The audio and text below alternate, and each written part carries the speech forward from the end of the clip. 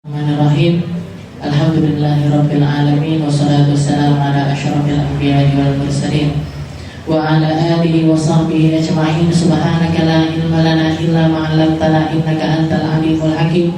Rabbi shrah li sadri wa yassir li amri wa hlul 'uqdatam min lisani yafqahu qawli. Amma ba'd. Alhamdulillah ala nikmatil Islam, alhamdulillah ala nikmatil iman, wa kafa biha min ni'mah.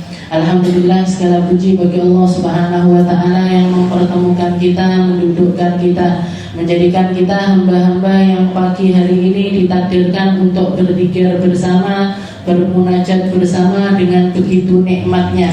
Ini tadi saya rasanya kayak melayang-layang, entah semuanya merasakan apa enggak, tapi saya rasanya kayak larut di dalam zikir ini dengan segala hal yang indah yang terbayang-bayang dari setiap kalimat-kalimat yang kita bacakan tadi, yang disusun oleh Imam Basaudan. Semuanya yang dibikin dan disusunkan sama para ulama itu nikmat untuk dibaca, nikmat untuk diresapi, dan nikmat sekali untuk diamalkan. Semoga Allah Ta'ala menambahkan kenikmatan-kenikmatan yang semacam ini ke dalam hati kita, menambahkan kenikmatan semacam ini untuk hadir di dalam kehidupan kita, bahwa kita menjadi hamba-hamba yang semakin hari semakin takwa, semakin hari semakin indah perkataannya, semakin hari semakin baik langkahnya, semakin hari semakin sabar, semakin sayang, semakin dikasih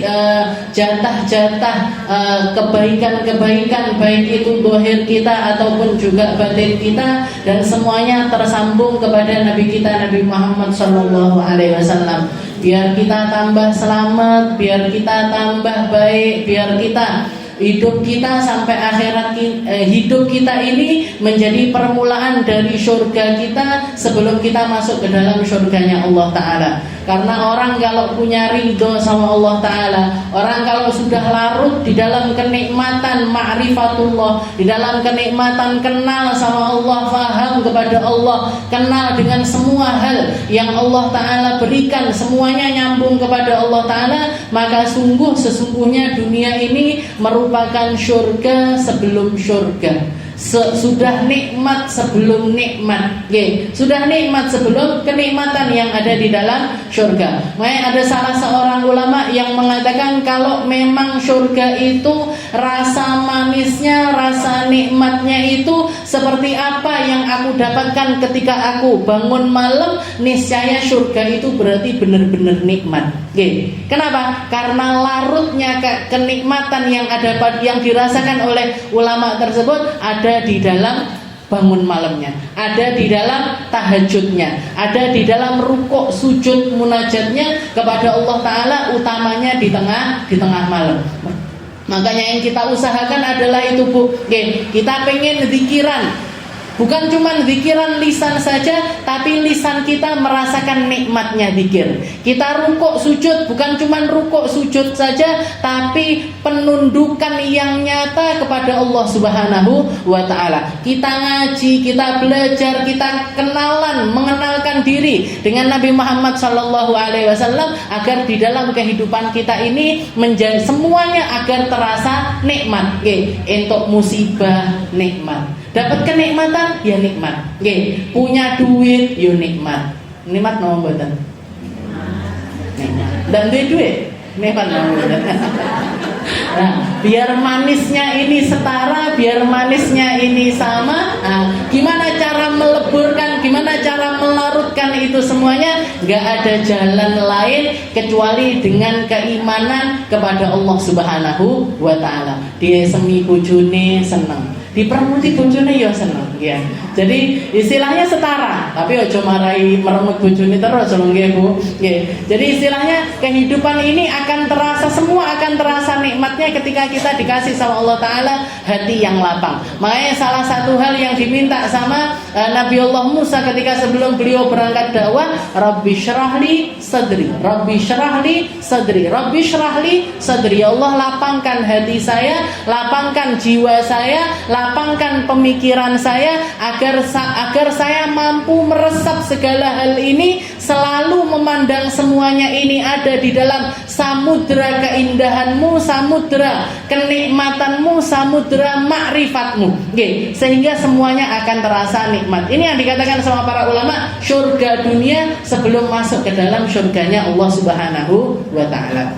Dan kita ditambah lagi, kita zikiran. Setelah itu juga hari ini adalah hari yang luar biasa mulia. Oke, hari yang sudah dimuliakan sama Allah Ta'ala bahkan semenjak Nabiullah Adam. Oke, jadi hari yang kita kenal dengan nama hari Asyura, tanggal 10 dari bulan Muharram. Oke, jenengan ikut yang Muharramnya tanggal 1-nya kemarin hari Ahad, berarti hari ini tanggal 10 Muharram. Kalau ikut yang hari Senin, karena jam 8 malam kan keluar pengumuman katanya hari Senin baru 1 Muharram, berarti nanti Asyuranya masih besok. Ala kulli hal, terserah mau jenengan ngambil yang ini yang itu, mau yang pakai ru'yat, mau pakai hisab dan lain sebagainya. Kita satu pengennya adalah nyari ridhonya Allah Ta'ala di setiap momen-momen tersebut. Allah Ta'ala mengatakan, ala inna lillahi fi ayyami dahrikum nafahat ala fata'arradu laha. Katanya Allah Ta'ala itu kalau ngasih sesuatu, ada hari-hari yang diistimewakan sama Allah Ta'ala ngasihnya lebih. Allah Ta'ala ngasihnya nggak hitung-hitungan. Allah Ta'ala ngasihnya luber-luberan, banyak-banyakan. Rahmatnya itu ditebarkan di hari-hari tertentu. Ala fata'arradu laha. Katanya Allah Ta'ala, maka carilah hal-hal tersebut di momen-momen yang baik-baik tersebut, termasuk hari Asyura ini, yang bahkan dihormati sama semua agama-agama samawi, oleh agama-agama yang diturunkan oleh Allah Ta'ala bahkan semenjak zamannya Nabiullah Adam. Dikatakan Allah Ta'ala menciptakan Nabiullah Adam pada tanggal 10 Muharram. Allah Ta'ala menerima taubatnya Nabi Adam juga pada hari Asyura. Allah Ta'ala menempikan perahunya Nabiullah Nuh juga hari Asyura. Allah Ta'ala bebaskan Nabiullah Ibrahim dari panasnya kobaran api yang bakar beliau selama lebih dari 40 hari 40 malam juga pada hari Asyura. Allah Ta'ala kelahirannya Nabiullah Isa juga terjadi pada tanggal 10 Muharram. Allah Ta'ala membebaskan Nabi Musa dari kejarannya Fir'aun, selamat nyampe ke tepian dengan cara dibelahkannya lautan. Itu pun juga terjadi pada tanggal 10 Muharram. Jadi semua nabi-nabinya Allah Ta'ala punya momen dengan tanggal 10 Muharram. Makanya salah satu puasa yang diistiqomai sama Nabi Muhammad SAW sebelum turunnya kewajiban untuk puasa Ramadan adalah puasa pada tanggal 10 Muharram. Hari ini, Bu. Hari ini. Like jenengan mau hati-hati, hari ini puasa, besok juga puasa. Hari ini puasa, besok juga puasa. Dikatakan Rasulullah ketika jadi ketika turun kewajiban untuk puasa Ramadan, Nabi Muhammad mengatakan kepada para sahabat, barang siapa yang pengen tetap untuk puasa Asyura silahkan, tapi nggak lagi diwajibkan. Yang meninggalkannya pun nggak berdosa. Berarti apa? Yang jadi wajib untuk umat Islam hanya puasa Ramadan saja. Puasa-puasa yang lainnya di bawah itu, 10 hari pertama sebelum Idul Adha, dan Senin Kemis, Ayamul Bid, Ayamus Sud, itu semuanya menjadi puasa-puasa sunnah. Berubah menjadi puasa sunnah begitu datang kewajiban untuk puasa Ramadan. Tapi katanya Nabi Muhammad motivasi umat Islam untuk melaksanakannya. Bahkan dikatakan di tahun terakhirnya Nabi sebelum beliau diwafatkan oleh Allah Ta'ala, Nabi Muhammad berkunjung ke salah satu kampung Yahudi. Ternyata orang-orang Yahudi di situ sedang berpuasa. Ditanya sama Nabi Muhammad, lima tasumun, kenapa kok kalian puasa hari ini? Aku puasa, umat Islam puasa, kok kalian juga puasa ini, kenapa? Katanya orang Yahudi, kami ini adalah hari di mana Allah Ta'ala menyelamatkan Nabi Musa dari kejarannya Fir'aun dengan cara membelahkan lautan. Maka katanya Nabi Muhammad mengatakan, nahnu aula bi Musa minkum, kami lebih utama di dalam menghormati Nabi Musa ketimbang kalian, ketimbang kalian, maka kalau misalkan tahun depan saya masih dikasih umur sama Allah Ta'ala untuk membedakan puasanya orang Islam dengan orang Yahudi, saya akan puasa sehari sebelumnya atau sehari setelahnya. Jadi ditambahi selain Asyura, ditambahi sehari sebelumnya yang kita kenal dengan nama Tasu'a, atau ditambahi dengan sehari setelahnya kalau nggak bisa sehari sebelumnya. Buat apa fungsinya? Untuk membedakan puasanya dengan puasanya orang-orang Yahudi. Jadi Nabi Muhammad seperti itu. Tapi ternyata qadarullah tahun berikutnya Nabi Muhammad sudah diwafatkan sama Allah Ta'ala. Berarti gimana? Ya kalau kita bisa salah satu dua puasa yang dikatakan bahkan sampai ke tingkat hampir kewajib, hampir kewajib. Sayang sekali kalau kita tidak melaksanakannya. Dalam 1 tahun ini ada 2 jenis puasa. Yang satu puasa Asyura, yang satu lagi puasa hari Arafah. Bagi mereka-mereka yang nggak berangkat haji, yang berangkat haji nggak sunnah puasa. Tapi kalau misalkan kita nggak haji, maka sangat dianjurkan untuk berpuasa. Bahkan para ulama mengatakan ini kalau para istri-istri kalau mau puasa sunnah itu kan wajib pamit sama suaminya. Kalau suaminya ngizinkan ya puasa, kalau suaminya nggak ngizinkan nggak boleh puasa. Tapi khusus untuk 2 hari ini, Asyura sama Arafah ini ngenyangi kudu luweh. Tahu ngenyang jenengan? Ya Allah ya, aku lo melek poso Asyura kok ndak oleh. Ben aku sesuk ora masak ben sampean yo melok poso. Kayak gitu nggak apa-apa Bu. Untuk motivasi suaminya agar ikut berpuasa. Karena saking besarnya pahala kalau kita melaksanakan puasa di hari yang semacam ini. Katanya Nabi Muhammad, "Man shoma yauma Asyura kafarallahu lahu dzunub sanah." Allah Ta'ala akan menggugurkan dosanya dia selama setahun sebelumnya. Jadi dosa setahun sebelumnya itu digugurkan sama Allah Ta'ala berkat dari puasa dalam 1 hari, yaitu hari Asyura. Dan banyak lagi, anak pondok hari paling menyenangkan itu hari Asyura. Saya kalau sudah hari Asyura, bangun sebelum subuh nih, bangun sebelum subuh, nggak akan naik lagi ke atas ranjang sebelum nanti jam 10 malam atau jam 11 malam. Waktunya masuk kamar lagi.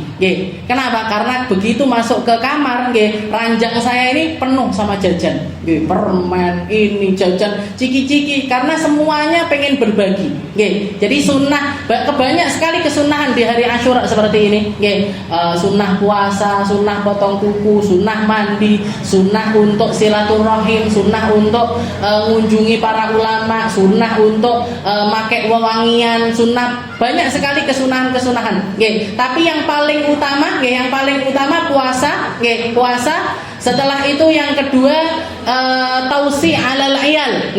Tausi alal iyal itu menambahkan rezekinya keluarga. Maksudnya dinaikkan level apa yang kita sajikan di keluarga kita. Lek jenengan bentino ngelodeh. Hari ini ganti menu, Bu. Sate kambing kalau bisa. Kalau nggak bisa sate kambing, sapi. Sate sapi ada apa enggak? Ada nggih. Sate sapi daging, Kalau nggak bisa daging sapi, ayam. Kalau nggak bisa ayam, telur. Lah nggak bisa telur, ya tahu tempe balik neng gone lodeh.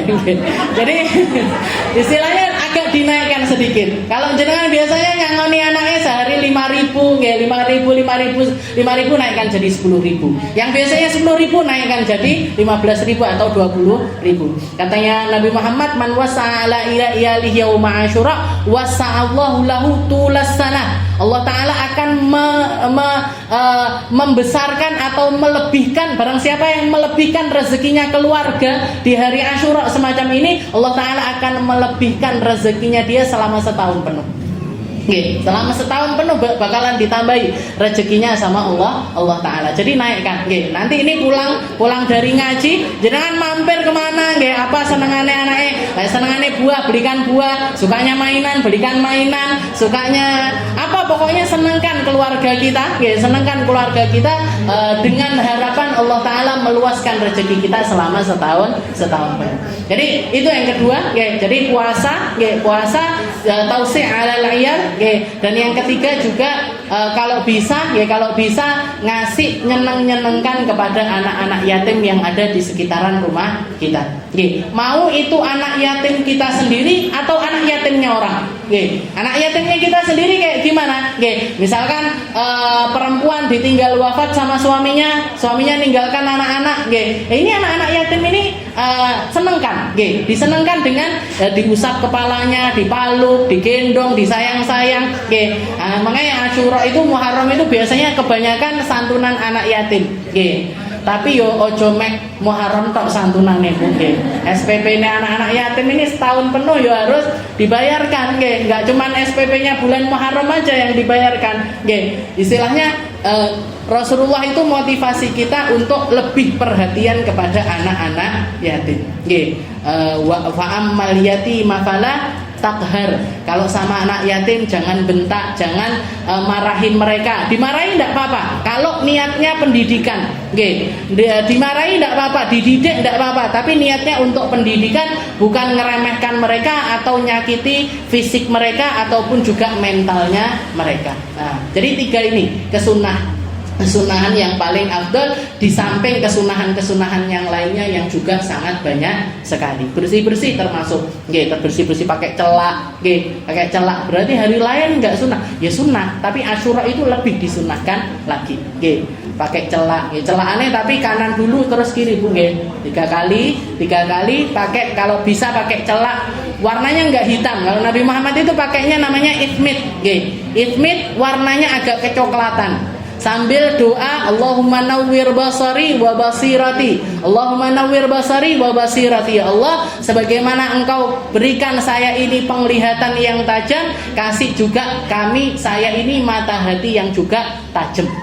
Mata hati yang bisa mandang segalanya itu dengan kebaikan.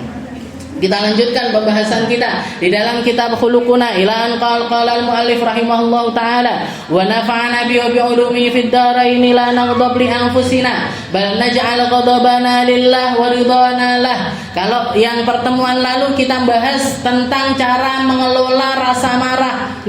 Kita tidak marah, jangan marah untuk diri, tapi jadikan marah kita ini karena Allah dan juga dalam rangka mencari ridhonya Allah. Jadi jangan gampang tersulut emosi kalau itu tentang kita, kalau itu tentang diri kita. Kalau itu tentang kita, kalau itu tentang diri kita, jangan gampang marah, jangan gampang tersinggung.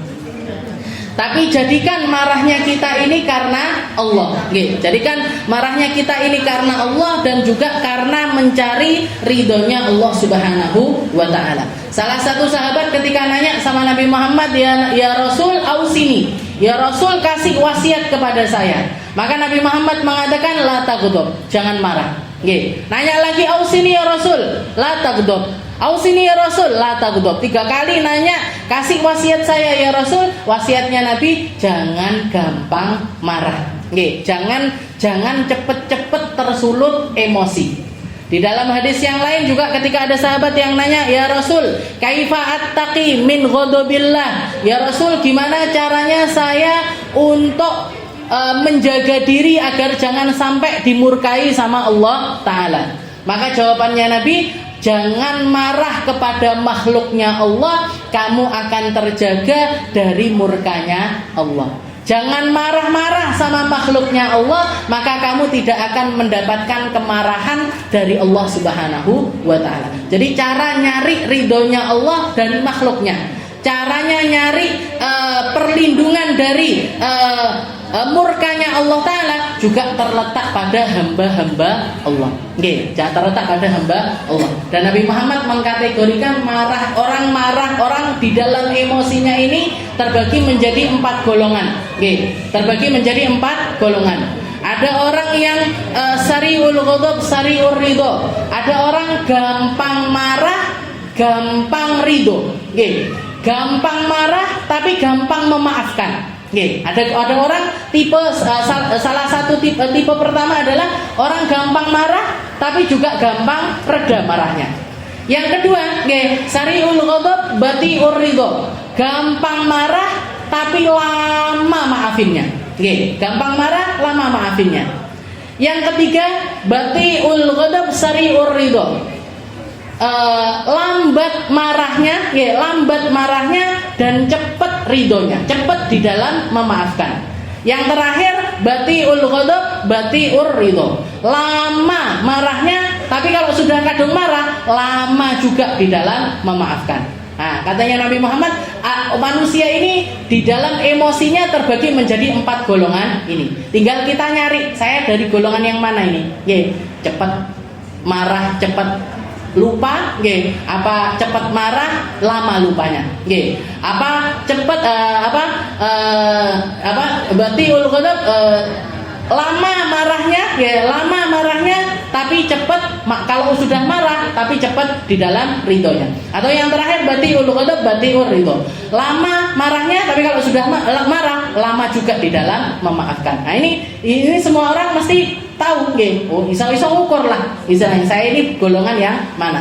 Tapi di antara 4 golongan ini katanya Nabi Muhammad yang paling afdal, yang paling baik di antara 4 golongan ini adalah batiul ghadab sari'ur ridho. Yang lama, istilahnya nggak gampang emosi, nggak gampang emosi, dan kalaupun dia sudah marah gampang di dalam memaafkan. Nah, ini golongan yang paling afdal. Dan yang paling afdal ini biasanya titik, biasanya jumlahnya sedikit, biasanya jumlahnya sedikit. Nah, tinggal kita yang jangan sampai kita masuk yang mana, yang jangan sampai kita masuk di dalam golongan itu gimana? Gampang nesu, suwi lemari, gampang sekali, dikit-dikit marah, dikit-dikit tersinggung, dikit-dikit baper, mek diginiin tok, wong kuwi nyapa kok melengosi aku, orang cuman kedip gini tok, kok aku dikedip-kedipin gitu. Cepet banget marahnya, jadi apa tindak tanduknya orang salah kabeh. Bojone sampai bingung, kalau di depannya diem aja, gerak dikit salah, mengok titik salah, ngomong titik salah. Nah, ini repot ini kalau sama orang-orang yang semacam ini. Jadi pelan-pelan kita mujahadah, pelan-pelan kita latih diri kita latih emosi kita agar jangan sampai jadi orang-orang yang cepat marah. Kemarin kan sudah kita bahas, kalau jenengan marah lagi berdiri duduk, kalau duduk ndak mari juga geletak, geletak nggak mari juga pindah tempat nggak mari juga ke kamar mandi wudu, wudu nggak mari juga mandi, mandi nggak anu juga, baratus seger kayak, sholat geletak tidur kan, insyaallah bakalan taunya mimpi marah-marah juga. Sekarang apa tuh? Nah, dapat orang yang kayak gini. Jadi ini ajarannya Nabi Muhammad. Di dalam salah satu hadis Nabi Muhammad juga mengatakan laisa syadidu bisur'ah, innama syadidul ladzi yamliku ghadabahu, yamliku nafsuhu indal ghadab. Orang yang kuat itu bukan orang-orang yang menangan di dalam pertandingan, bukan yang mereka kalau bulat itu gampang menang, bukan. Tapi orang-orang kuat itu adalah mereka-mereka yang mampu mengendalikan emosinya, sehingga ketika dia marah sekalipun, sudah di puncaknya sekalipun, gak akan berlebihan di dalam meluapkan emosi tersebut. Kalaupun marah gak sampai ngomong kotor, kalaupun marah gak sampai ngomong yang gak baik, kalaupun marah gak sampai nyumpah serapah kepada orang-orang dengan kalimat-kalimat yang tidak terkontrol. Ini orang-orang yang kuat, orang-orang yang kuat. Dan yang kedelapan, wala tusyawwiq anfusana ila ihsani ahadin minal khalaq. Nah, ini kuncinya biar jenengan hidup ini rehat, hidup ini enggak sumpek, enggak banyak gusarnya dan lain sebagainya. Ini kuncinya ada di nomor 8 ini. La tusyawwiqu anfusuna ila ihsani ahadin minal khalaq. Jangan pernah mengharap balasan kebaikan dari orang lain. Jangan pernah mengharap sama makhluknya Allah Ta'ala. Bahkan itu suami kita sekalipun, orang tua kita sekalipun, anak kita sekalipun, jangan ngarep-ngarep dari siapapun. Jangan sampai kita jadi orang tua yang mengatakan, nak, belajar sing pintar, golek duit sing akeh, nanti ibu kalau sudah tua kamu ya yang ngopeni. Kamu ya yang ngopeni. Siapa yang tahu, Bu, kalau misalkan istilahnya siapa yang tahu kalau anak ini bakalan jadi anak yang panjang umur? Siapa yang tahu kalau anak anak-anak ini nanti akan jadi anak-anak yang tumbuh dewasa dengan penghormatan kepada kita. Berapa banyak orang tua melahirkan anak 10, 9, 12, terakhirnya ketika di masa tuanya justru malah hidup sebatang kara, sendirian, sendirian, nggak ada siapapun yang nemenin di rumah tersebut. Saya ngelihat banyak sekali. Saya punya abah cuman 2 saudara. Saya punya ibu 9 saudaranya. Yang 6 laki-laki, 3 perempuan. Dan semua tinggal di Tulungagung. Tapi ternyata justru nenek saya yang punya anak 9 ini, di akhir usianya, di saat-saat terakhirnya malah justru di rumah itu sendirian. Anaknya rumah-rumah sendiri semuanya. Abah saya yang punya anak cuman 2 ndil, cuman 2 laki dua-duanya, tapi sampai akhir hayatnya hidup bersama putranya. Jadi tidak usah, istilahnya jangan, nak kamu ya nanti yang ngopeni mama, nak kamu ya nanti yang sebagaimana saya bayarin SPP kamu selama bertahun-tahun, kamu nanti juga bayari mama nanti ya. Kalau mama minta apa-apa harus kamu turuti, jangan Bu. Paling nggak enak itu nopo, paling nggak enak itu apa? Nyandarkan diri sama makhluk. Dan itu sangat bikin kecewa. Sangat bikin kecewa. Kalau jenengan mau bikin perbandingan, misalkan jenengan lagi jalan berdua sama suaminya, kecengkluk, jatuh kecengkluk. Suaminya jalan aja, nggak nulungi yonda, dia kok tasnya di benak nih apa? Sakit nggak mboten di hati? Sakit, Tapi kalau misalkan jenengan lagi jalan sendirian, kecengkluk, ngadeg dewe, benak nih kelambi dewe, dilingkesi dewe, sakit hati napa mboten?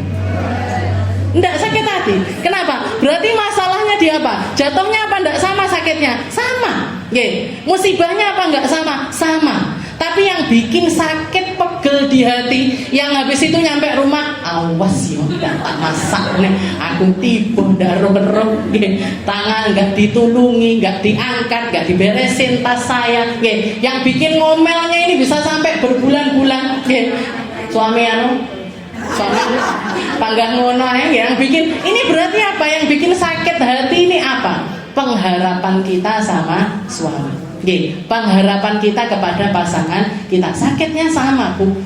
Tapi kenapa ketika kita sendirian kita merasa baik-baik saja, tapi ketika kita sama suami justru malah merasa yang semacam itu. Masalahnya di sini, bukan di jatuhnya, masalahnya di sini. Ini la tusyawwiqu anfusuna ila ihsani ahadin minal khalaq. Jangan pernah mengharap balasan dari siapapun, dari murid kita, dari anak kita, dari suami kita, dari orang tua kita. Selalulah mawas diri, selalulah nyari tahu tentang hal-hal yang istilahnya sandaran ini tetap sandarkan kepada Allah Subhanahu wa Ta'ala. Saya punya guru Habib Umar bin Hafid itu, beliau ketika datang ke Indonesia itu penghormatannya orang Indonesia memang luar biasa. Nggak seperti kalau beliau datang ke Amerika, ke Eropa, ke Korea, tempat-tempat yang nggak banyak kenal beliau. Kalau di Indonesia itu memang penghormatannya orang itu luar biasa. Maka di setiap kali beliau dihormati semacam itu, beliau seringkali mengatakan, mengangkat tangannya minta sama Allah Ta'ala, ya Allah, jangan engkau jadikan penghormatannya manusia ini balasan dari dakwahnya saya. Jangan jadikan makanan yang disajikan, penghormatannya orang, menunduknya orang, salimnya orang kepada saya ini, jangan jadikan ini balasan dari apa yang saya lakukan. Saya cuma nyari apa yang dari engkau. Nabi Muhammad ketika berdakwah dilempari kerikil, saya dilempari buah-buahan dan juga makanan-makanan yang ditebarkan sama orang. Nabi Muhammad ketika dakwah jalannya tertatih-tatih, sulit untuk nyampaikan di sini, sulit nyampaikan di sini. Saya dikasih kemudahan sama Allah Ta'ala. Jangan jadikan kemudahan ini sebagai balasan di dunia, tapi saya nyari balasan di akhirat. Intinya nopo, kalaupun misalkan secara dohir orang-orang itu bales apa yang kita berikan kepada mereka, tapi jangan sampai kita ngarep dengan apa yang di tangannya manusia, ngarep dengan apa yang di. Kenapa? Karena ketika kita mengharap lek ndak dikei, malah biasanya ngekei kok ndak. biasanya salim kok enggak, nggih, biasanya hormat kok enggak. Akhirnya seperti itu. Kalau sudah ada rasa seperti itu, hilang Bu, nggih. Pahalanya hilang, nggih. Apa yang kita usahakan hilang, apa yang kita inginkan dari Allah Ta'ala ini jadi hilang karena kita mengharapnya bukan lagi dari Allah Ta'ala tapi dari sisi manusia. Mungkin-mungkin sama Allah Ta'ala dijaga, mungkin-mungkin sama Allah Ta'ala kita diikhlaskan, mungkin-mungkin kita sama Allah Ta'ala dituluskan, mungkin-mungkin sama Allah Ta'ala kita dikasih ganjaran terbaiknya di sana, bukan di sini. Dikasih kehormatannya di sana, bukan di sini. Dikasih kemuliaannya di sana, bukan di sini. Di sana, di sisi Nabi Muhammad SAW, di sisi orang-orang mulia, di sisi Allah Ta'ala, di tempat yang tidak akan ada lagi kesusahan, tidak akan lagi ada lagi kesumpekan, tidak akan ada lagi kekhawatiran, yaitu di surganya Allah Subhanahu wa Ta'ala. Dan moga-moga kita semuanya diistiqomahkan sama Allah Ta'ala, dikasih hidayah inayahnya untuk selalu melangkah ke tempat-tempat yang baik, untuk selalu berkumpul di perkumpulan yang baik, untuk selalu mengharapkan kebaikan dari Allah Subhanahu wa Ta'ala. Ala hadhihi niyyah wa ala kulli niyatin salihah wa ila hadratin Nabi Muhammad sallallahu alaihi wasallam bisirril Fatihah.